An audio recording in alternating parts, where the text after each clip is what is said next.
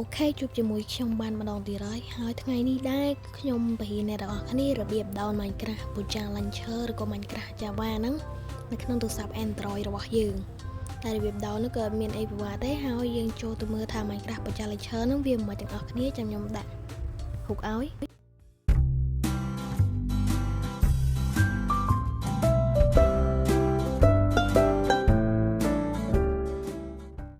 មិញអ្នកទាំងគ្នាច្បាស់ជាឃើញទេថា Minecraft Pocha Launcher វាមិន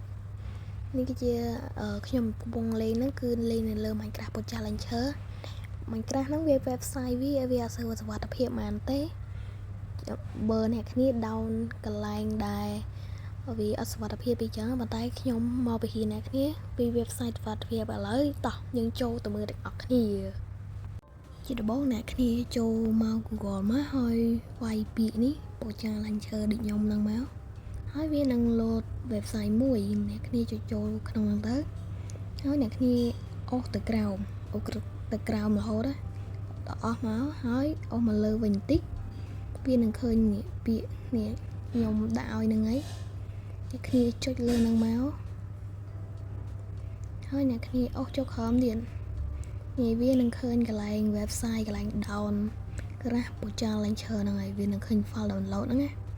នេះចុចទៅចុច download ហើយចុចកន្លែង detail ទៅអ្នកគ្នាមើល detail វា down បានចឹងហើយចាំវាតបពេញចឹងទៅឥឡូវនេះវាបានពេញហើយអ្នកគ្នាគ្រាន់តែចុចចូលលើកន្លែង file មិញហ្នឹងហើយចុចកន្លែងនេះហើយតាមពិតវា load ពាក្យ download ប៉ុន្តែអានេះខ្ញុំ download ហើយអ្នកគ្នាចុចកន្លែងខ្ញុំគូសហ្នឹងមកចុចកន្លែងហ្នឹងមកហើយចាំវាបន្តិចទៅចាំវាដើរពេញ